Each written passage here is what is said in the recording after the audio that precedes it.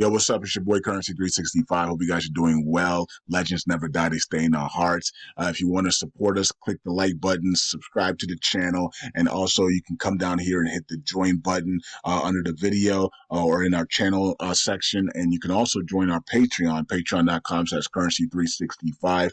And we also have Cash App and also PayPal for support if you want to sow some seeds. Peace out. God bless. Enjoy the video and keep the movement going. Legends. Bye.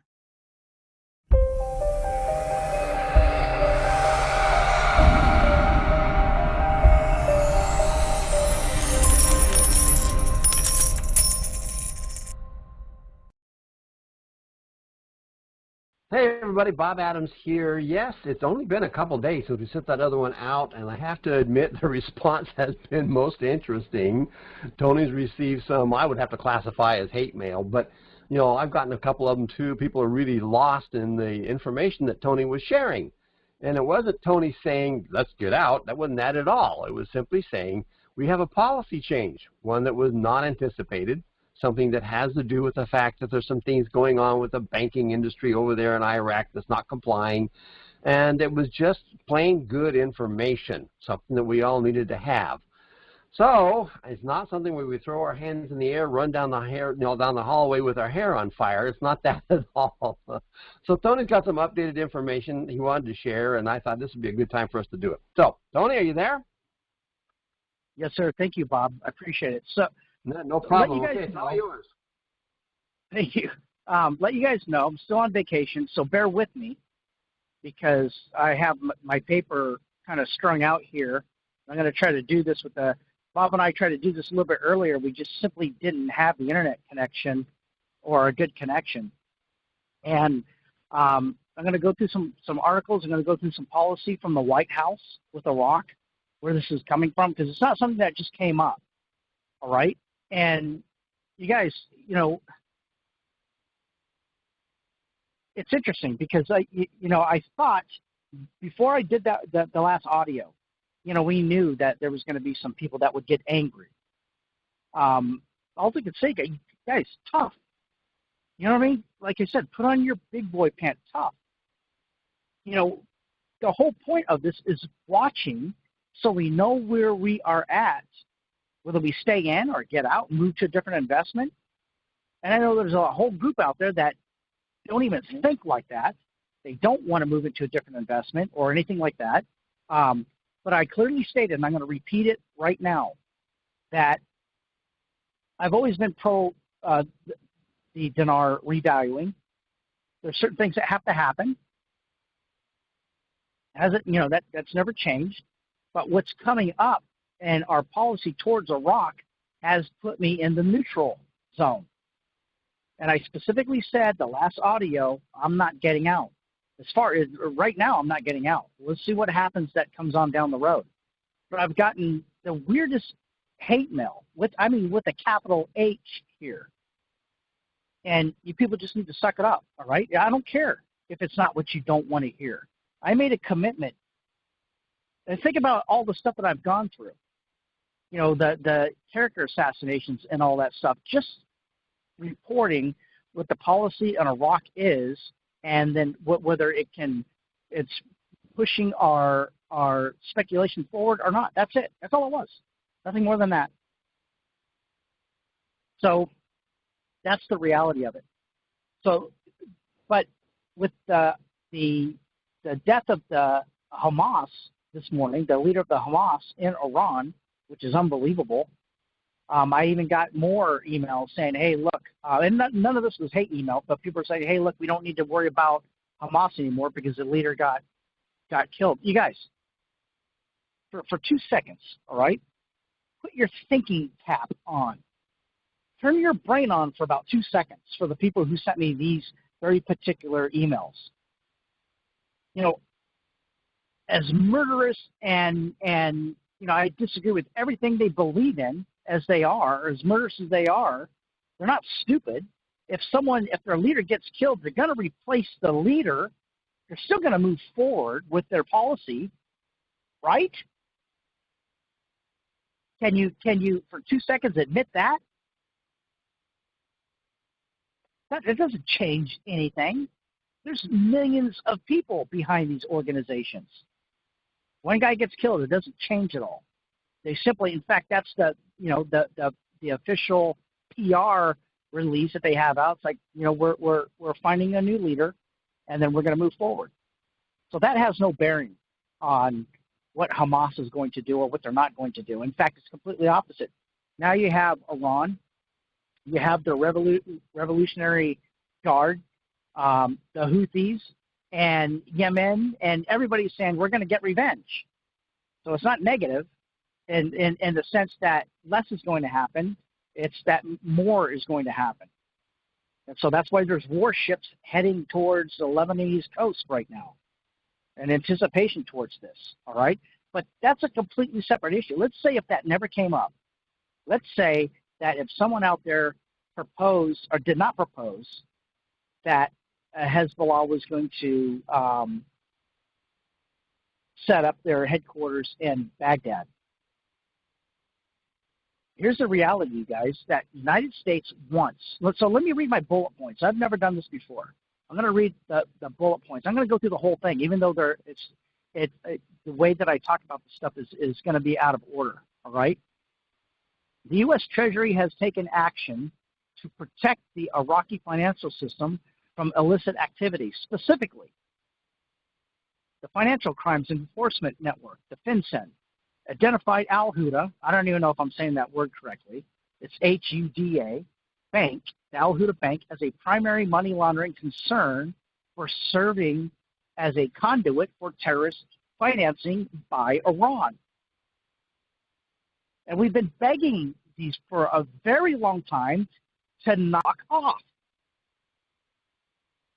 We've given nothing but room for years, ladies and gentlemen, for years. All right? FinCEN proposed a rule to sever Al Huda Bank from the U.S. financial system by prohibiting domestic financial institutions from maintaining correspondent accounts for the bank. The Office of Foreign Asset Control, OFAC, imposed sanctions on Al Huda Bank's owners, Hamad al-Massawi, for supporting the IRGC and its proxy group in Iraq. Now, I'm being very specific about a specific bank. There's more, but I don't need to get into it. And by the way, the reason I don't do that is because there's very specific people, and I'm not throwing their names out. I'm just simply not. I'm not going to get into that world. But it has to do with terrorism and money laundering and all that stuff. But it's Sunni, Iran-backed business. And the United States, we've sanctioned the living hell out of Iran. And they're using these banks and this financial system that Iraq has to get around that to get U.S. dollars. And we're sick damn tired of it. So you people need to wake up and pay attention because we're changing the policy.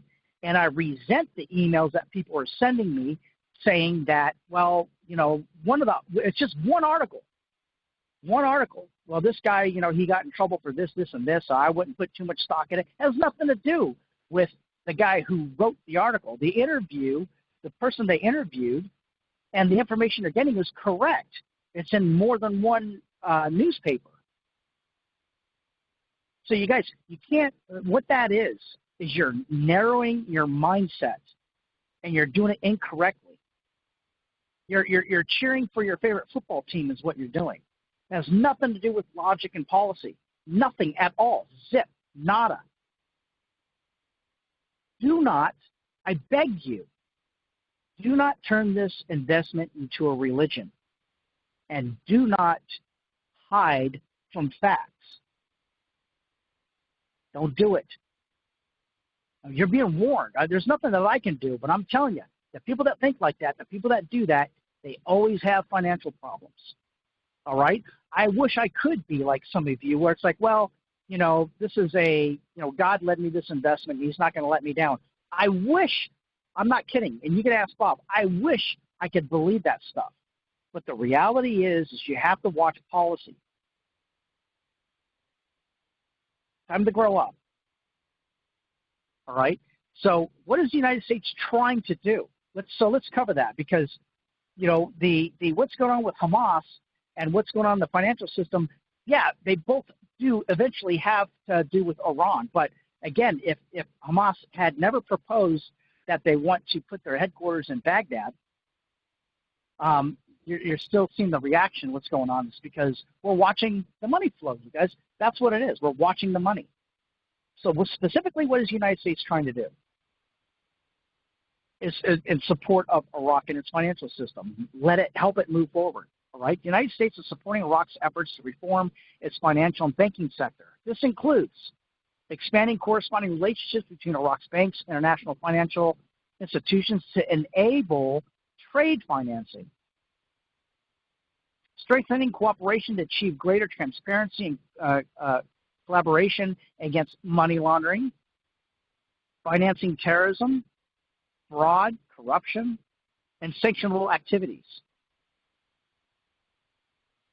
One of the reasons that we're angry right now is because Iran is getting around some of the sanctions we put on them through Iraq, and that pisses us off.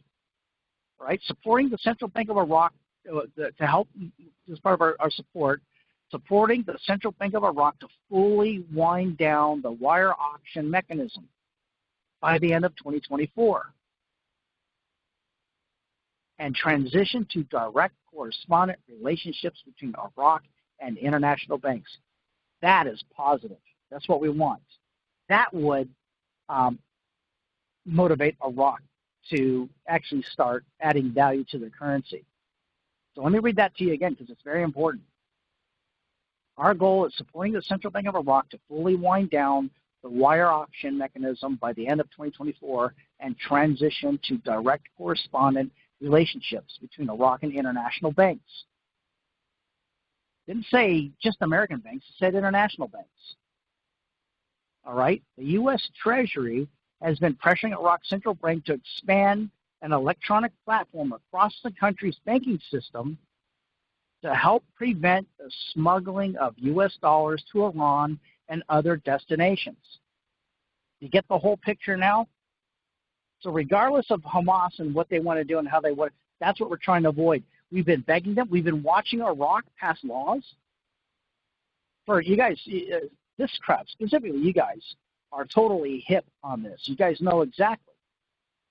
We've been watching them pass these laws, stuff like that, but they've been circumvented by these banks and financial institutions I'm not going to throw up on here.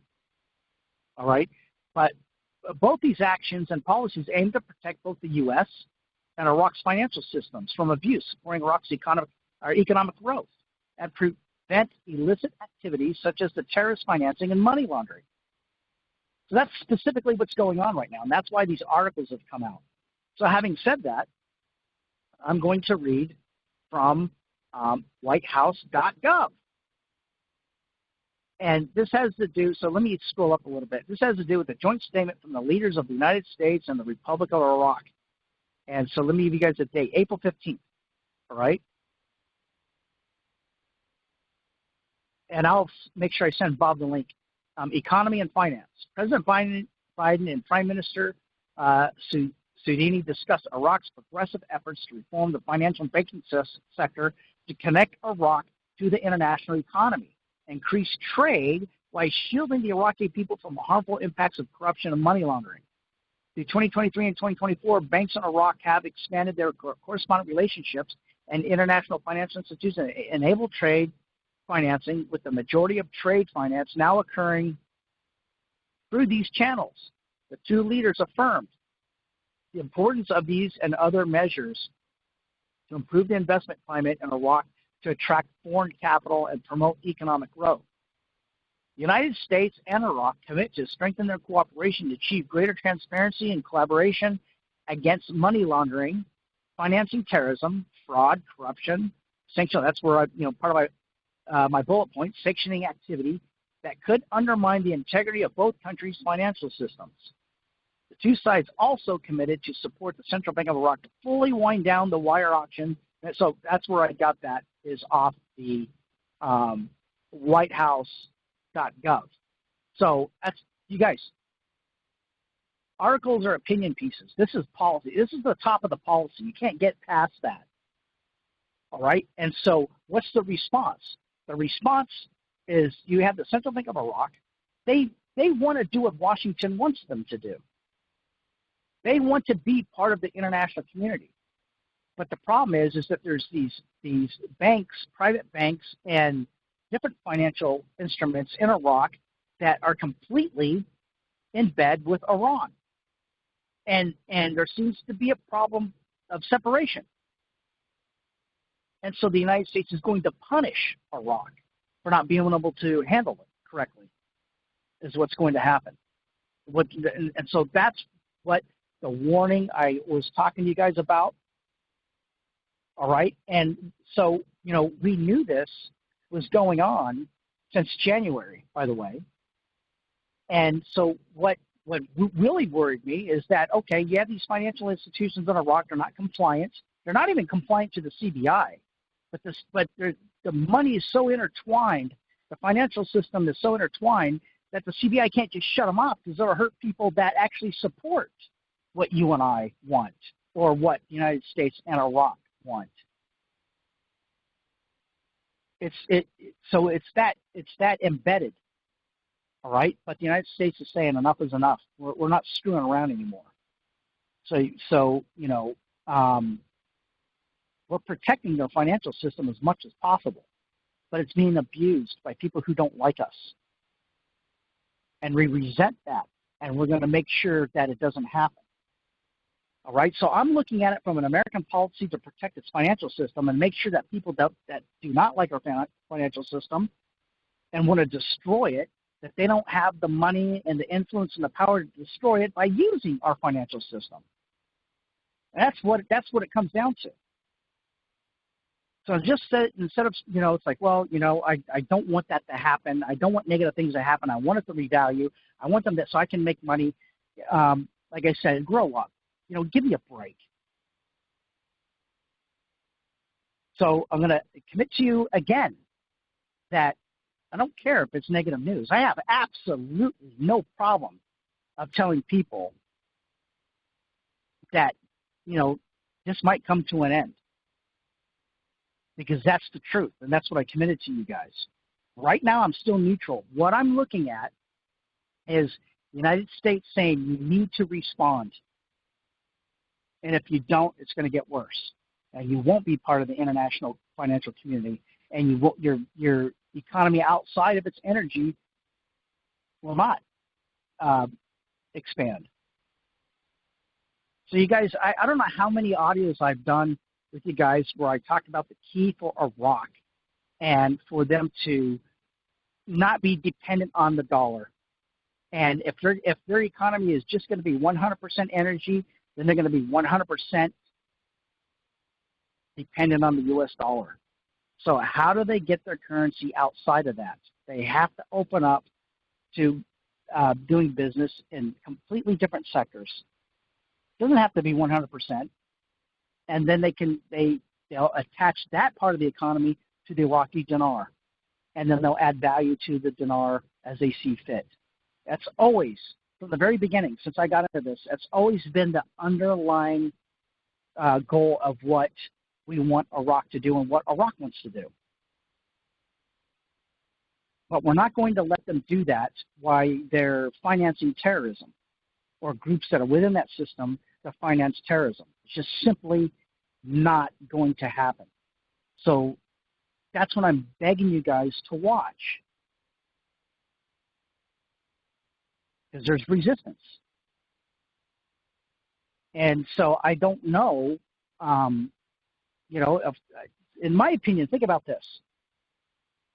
In my opinion, if the CBI and these guys had that much influence, it had already happened. That's the problem I'm having. Don't think for a minute that they haven't gone to these banks and these individuals and said, hey, we're trying to go against those guys. We don't like Americans. We don't like the U.S. dollar. We don't like the SWIFT system. We don't like international business. We're radicals. What are you going to do about it? That's what scares me. That's the problem. It's not that they don't want to. It's just that they can't. Otherwise, they've already done it. And the other half of that is that the United States putting major pressure on the CBI. I don't think they can make any more. What can the CBI do? They can't force if they already would have done it. You see what I'm saying? That's the problem I'm having. That's why I say, well, that because what people will do is they'll find the most positive thing they can think of out of this, let their imagination get away from them and say, well, the United States is, trying to influence them to do the right thing, and hopefully they will do it, and then everything will be hunky-dory. Well, the reality is, and in my opinion, is that if the CBI had that influence, it would have been done already. That's the problem. So, I'm taking a step back looking at this, and that's why I said that I'm in the neutral zone. It's like, okay, you guys, it sucks because, I put my heart and soul into this. So don't think for a minute that I don't feel it, because I do.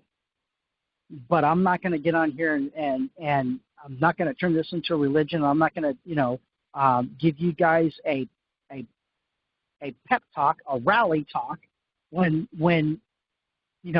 this could mess up the time frame, push it back, maybe even permanently, if Iraq can't handle these financial problems. So let me read a little bit more here so you guys.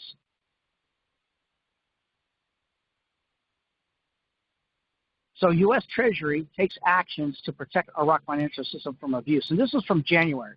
And so this is what I said that comes from January, and I read this when it came up.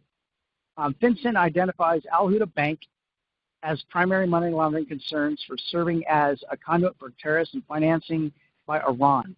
The OFAC imposes sanctions on banks' owners. All right? So, and I'll give you the link for this also. But remember, this is not the only one. This is not, and it is a problem because it's not like the bank is just specifically their customers are just from Iran. There's other problems, and it needs to be shored up. It needs to be taken care of. So that's what I'm hoping for. I'm hoping something will come out of it to where this will shore up, and these people are cut off from Iraq's banking system, or they're punished somehow, and then we can get back to where the United States is not sanctioning anybody on that issue, and not threatening and wanting to punish the Iraqi financial system. So, and here's the other end, because I know how people think. They're going to say, well, it'll hurt us too if we hurt Iraq. No, it won't. It will not.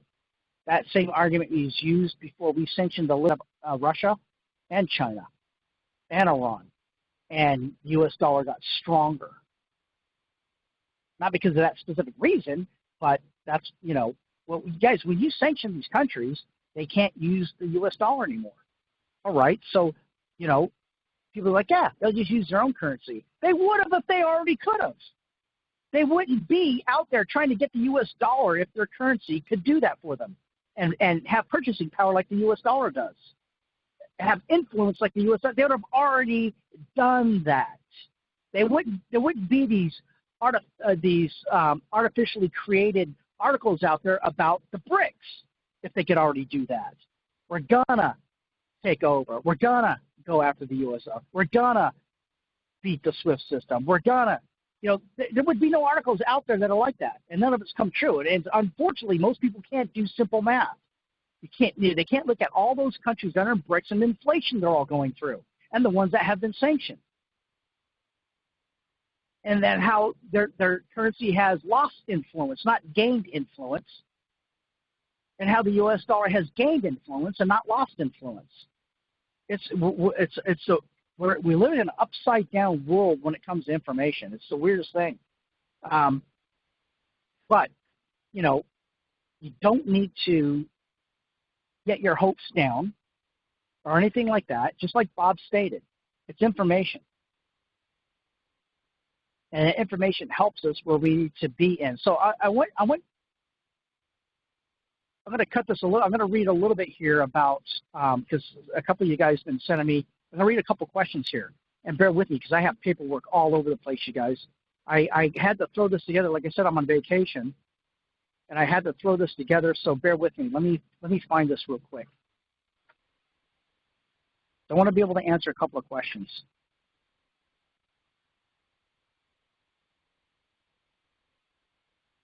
Okay.